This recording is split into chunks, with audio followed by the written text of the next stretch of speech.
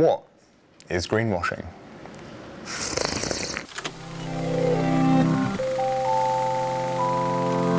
Greenwashing, simply put, is when companies claim to have good environmental practices, because who doesn't want to seem environmental to your investors, to your customers, to your employees? But the reality is that their behavior is that they're doing exactly the opposite. Story time. Where did the term greenwashing actually come from? Well, in 1986, a gentleman by the name of Jay Lipman flew himself to Fiji on holiday, where he stayed at a lovely little hotel. Now, that hotel asked him to pick up its own towel off the beach for the environmental reasons of not having to wash it every day. But at the same time, he noticed that same hotel was undergoing a massive expansion project and building and damaging a lot of the natural ecosystem. Hence, he came up with the term greenwashing. Now, greenwashing can take multiple forms, right? Where you have ads talking about the protection of the environment of cuddly little animals.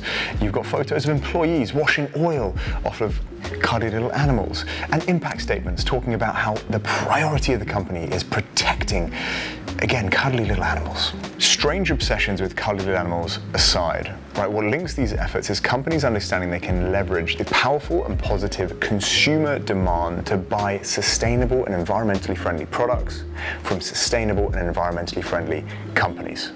But when the desire to capitalize on that new demand is not met with meaningful change to address the impact of companies on air quality, water usage, or greenhouse gas emissions, that is greenwashing. So in the context of finance, right, greenwashing can occur at both the company level, but also at the fund level, because funds are ultimately made up of those underlying companies. So we look at both. Now the part you've been waiting for, regulatory framework details. So for investors, regulators have started to propose frameworks for both disclosure and transparency to ensure they can see when greenwashing is happening. Let's make sure they know I like that. It's a good thing. I think they're gonna get it. Let's first look at the EU. I'm not going to say this in the video, but they are setting the gold standard. Yeah, we won't say that in the video. Yeah, keep it out. The EU has recently taken steps to hold both companies and investment funds accountable to commitments made to sustainability. In March 2021, the Sustainable Finance Disclosure Regulations was put into place, which you may hear about when you're at the club having a dance with the kids and they're talking about SFDR. That's what they're talking about. The cool kids, they're talking about it.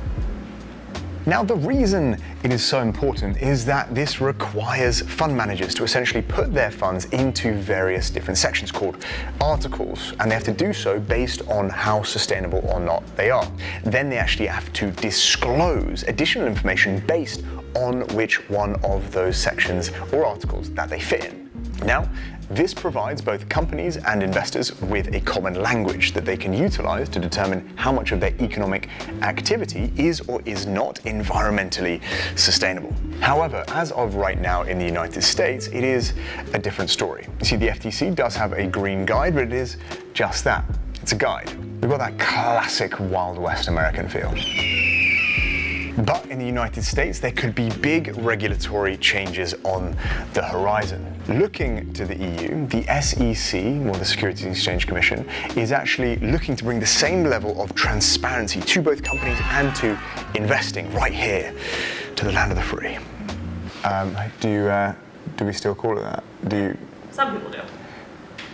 How could you still call it that? I have no answers. Yeah.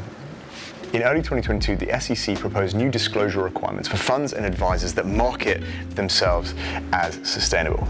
The SEC also announced proposed disclosure requirements for companies, which, if they come into effect, those companies that announce net zero goals will also have to disclose how they are going to achieve those goals.